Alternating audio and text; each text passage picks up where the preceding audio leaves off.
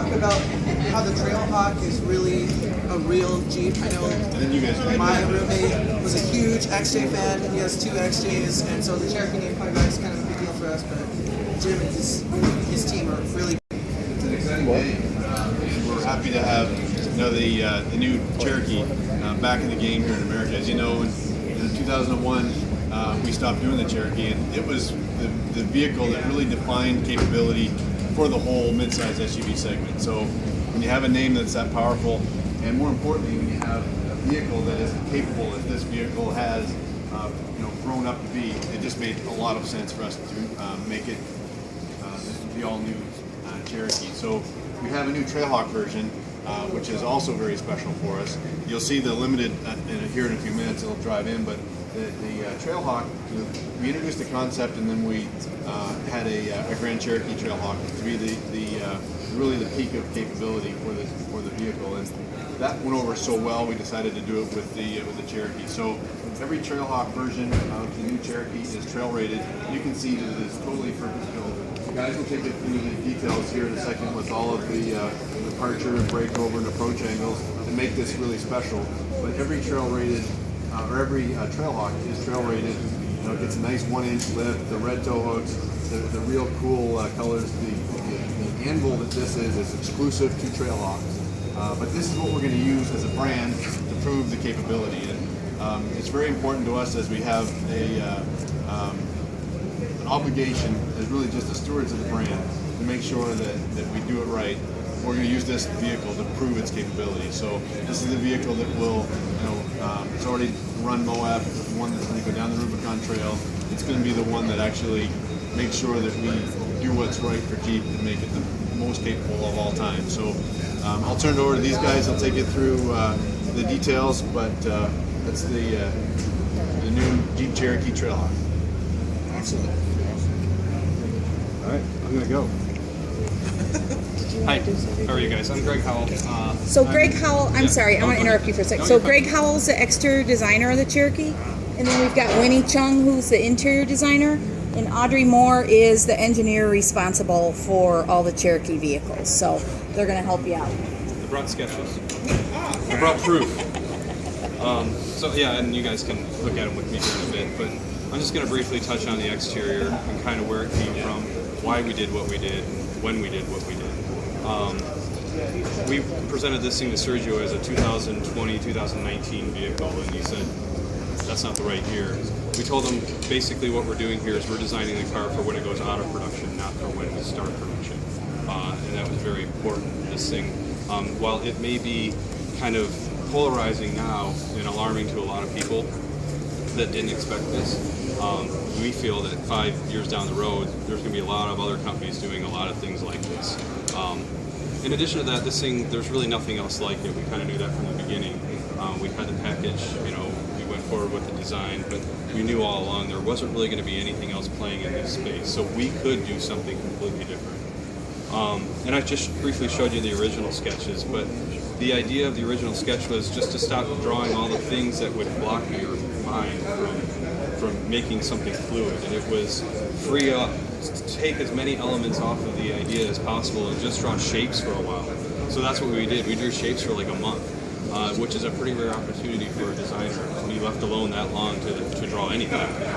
Usually it happens a lot quicker than that, but it was just clear your mind, draw shapes. And we ended up on this one, which I'll show you guys when everybody else is done talking, but it was a fluid shape. It was something that Jeep was not known for. But it was a fluid shape that was captured by this like rock crushing load that was really tough looking, and that's what you see here. So you see this very dynamic, very fluid, very flowing design on top of this very brutish skid plated lower carrying device basically. So a lot of people have questions about where the lights come from, and a lot of it was the sketches. So the lights were very thin in the sketch, and we were like, we can't do that with a bulb or any of that. We have to do that with LEDs. So that's why we put the DRL up top. A lot of people compare it and say that the Juke was there, or there have been other people to do that. Really, Rolls-Royce was the only one to do this before this vehicle, where you put LEDs up top as a signature light, and then you put a projector down low. And the whole idea there was to keep all the expensive bits up above the water, right? So your water line is going to happen somewhere in here. So keep everything above that. You know, the shark nose and the hood, we fought long and hard for this. This is something that started in actually the 70s on the original Cherokee. If you go back and look at that vehicle, it had something very, very similar to this. This is just a very radical version of it. And then the lower, the two-tone, again, it was that rock-crushing lower. If you get around the side of the vehicle, you notice that it has a kick down in the DLL, so that's where the driver is looking out to the right. The kick down is borrowed from the half doors from the TJ, all the way through present day. Actually, even older than that, you can see them behind you on that vehicle there. It's got that same kick in the belt line, and that's purposeful. So that's so you can lean out of the vehicle and you can see where that front left tire is. And then the back was something just radical. We wanted the back to look very integrated, so that's why the tail lamps are drawn the way they're drawn. Lots of LEDs and lots of technology. Tires, you can see that this one's got some pretty aggressive tires for a vehicle in this class.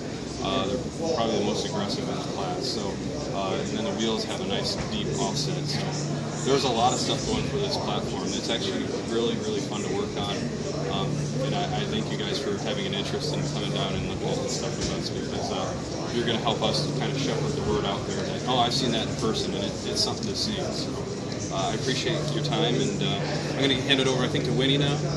Yeah? So Winnie's going to talk to you guys about the interior, which means that you'll probably have to huddle around, you know, look in the door. I have to say,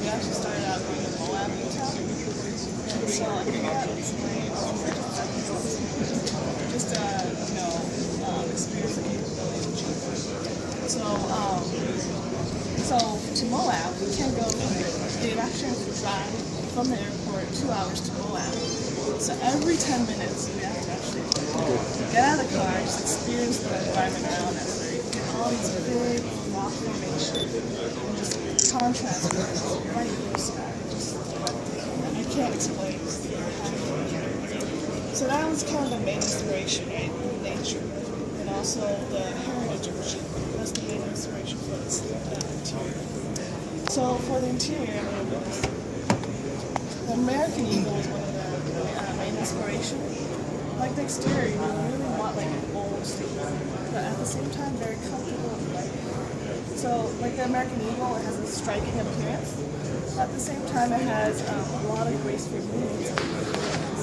Some of the features you can see Jeep than like exposed structures, right?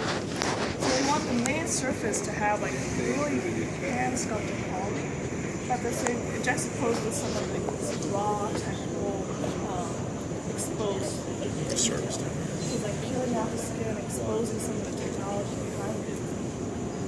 And so they also want to keep the family look. This trap, like the rancher, this trap is with a center stack that really organized all the components. And also having this plan which has a shape that the real object is. So this Cherokee also has class-leading storage flexibility. So we really, this whole vehicle is about storage, right? So going on the Moab trip, I actually dropped my phone a couple times just because we're going to different terrains. So for this vehicle, we actually have a top bin that's covered and you get to really secure your wallet or your phone. And we also have this glove box where you can put your iPad. And then on the console, I don't know about you guys, but when I drive, I put my phone on the console. So for this vehicle, we actually have a dedicated spot on the media center up front, where you can put your phone on the front, and you can charge it and connect it to the internet. We really want to maximize the storage. And they also have an AC storage. And the passenger seat actually full flat, so you really can maximize the space. Does the driver's seat have that? No, just the passenger seat. They need to put that in their legs car so you And can also nitrous in comes that. with a wireless charger. Yeah, that is made from our factory. Not very fast and very easy.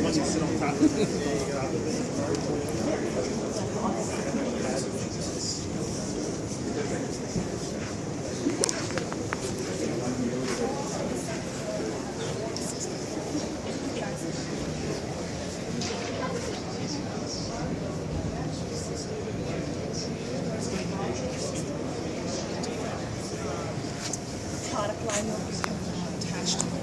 So for example, for this Trailhawk, it comes with a tow, robe, and also gloves. And then for every vehicle, it actually has hooks right there, like the bags. So so the interior design is not just the sculptural aspect, right? So the user connectivity and also the color and material is a big part. So because they're the elements that interact with people, right? Because it's like cooking, right? You can't just have one element. You need a lot of different elements to really bring out the essence of food. So we have the first mid-sized SUV, a 7-inch TFT screen, and also an 8.4 touchscreen radio. It's very comprehensible and very intuitive. If you have any more questions about like cluster, Brad Beasley over here actually and his team did the interface of the cluster radio. Also happens to be a husband. And the colors and materials. We just got so inspired from like different places around the world. And that's the main inspiration. So really, really proud and pleased with the outcome of this experience. Do you guys have any questions?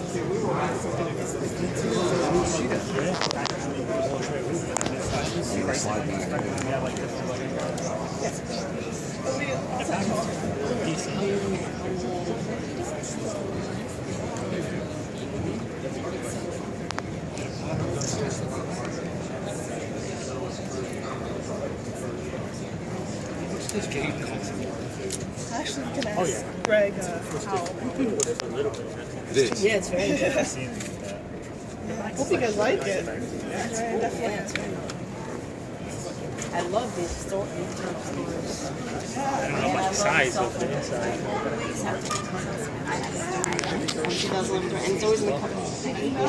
But then I got the little thing, but I can't see what's in it. Like, we're just trying to steal the show. No. I know you guys are short on time, so I'm just going to try to be real quick for you. So, the Cherokee comes in, 4 models. We just Oh, sorry. I thought it was an actual It's wall. not leanable. It's not It's so leanable. photorealistic. It's like I thought I was in the it's a forest. forest. I thought I was in the Do you need forest. first aid? I'm okay. It'll be all right. Okay. Always happens to the big guys.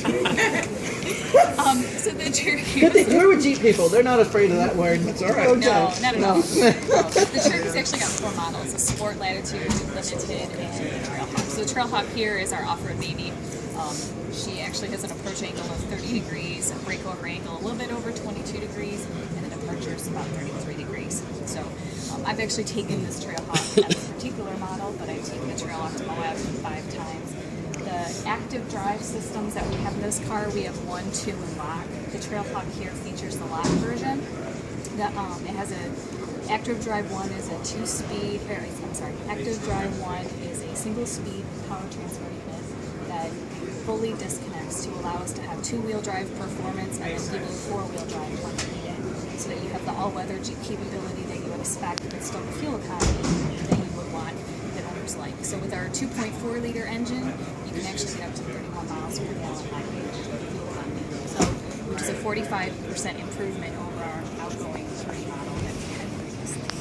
So from a fuel economy standpoint, we've done some amazing things. This Trailhawk here, having driven it myself, is an amazing car. It's better than the F-140 as well from an off-road performance standpoint. This Trailhawk here features the active drive lock. It has a 2-speed PTU in it, so it has the actual second set of planetary gears to give you a true low range of 2.92 to 1. And it actually has a locking rear differential as well.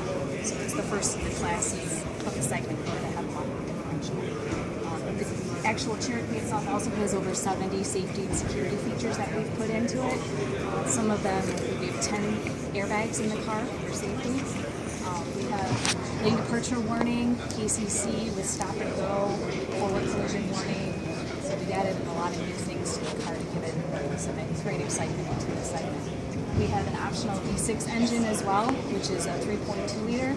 It's the downsized version of the Pentastar, which is available on some of our other models that you might be familiar with.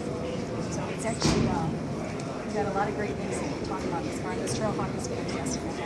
I have I have kind of a selfish question. Usually we're kind of Q&A, but we're super tight. So these are all our owners from SRT, and we brought them out because our SRT owners are the most important thing to us.